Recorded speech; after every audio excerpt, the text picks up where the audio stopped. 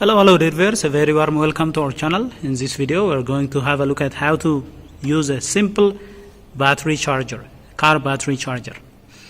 This is a terminal post for the positive terminal. If you are charging a single 12 volt battery, then the positive terminal will be taken out of here, and this will be the negative terminal, and this is for a 24 volt system. When you are charging a 24 volt system, when you are charging two batteries in series, remove the positive from here and connect it on here, and as you can see now the battery terminals are connected.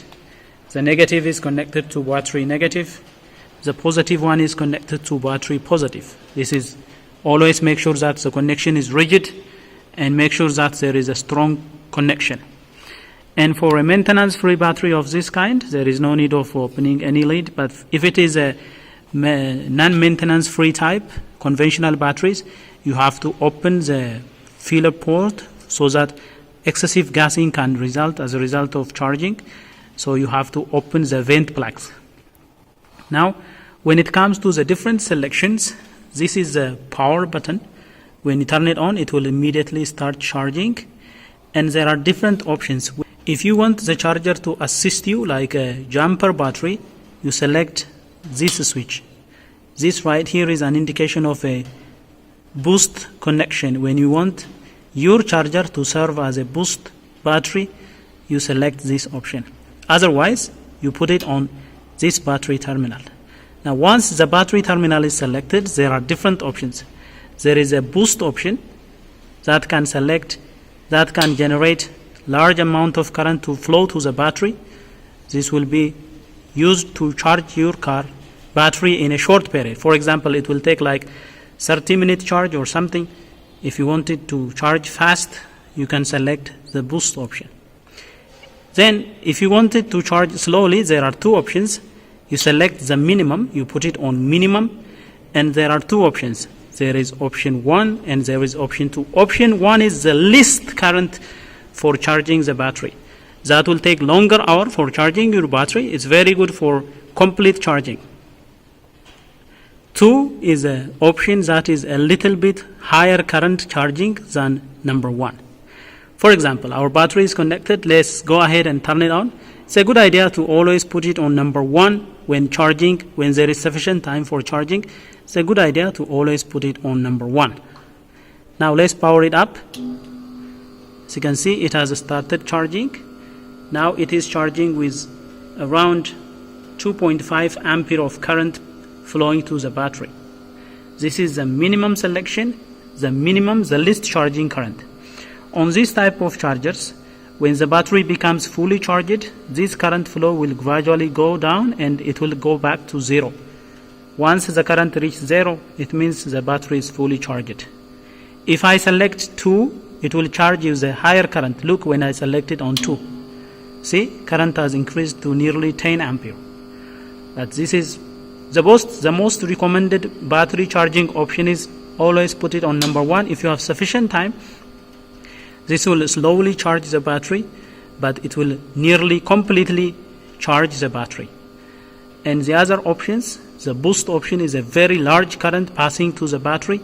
The boost is for a very quick charging. If you want to make it boost, look, it is charging with 15 ampere of charge. So this is a boost option. If you have plenty of time, always go for the minimum. Least option is the best recommended so that you can have complete charging. Now for this charger, once the current goes to 0, it means charging is complete.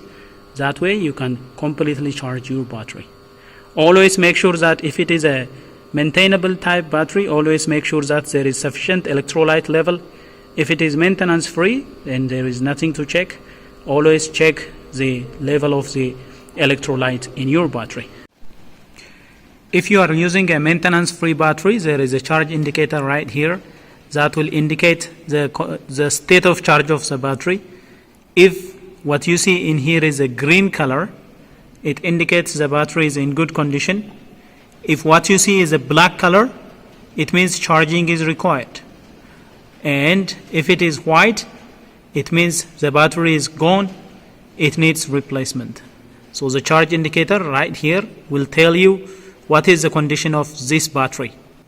If this is not a sealed battery, however, you have to open the vent plug and then measure the density of the electrolyte.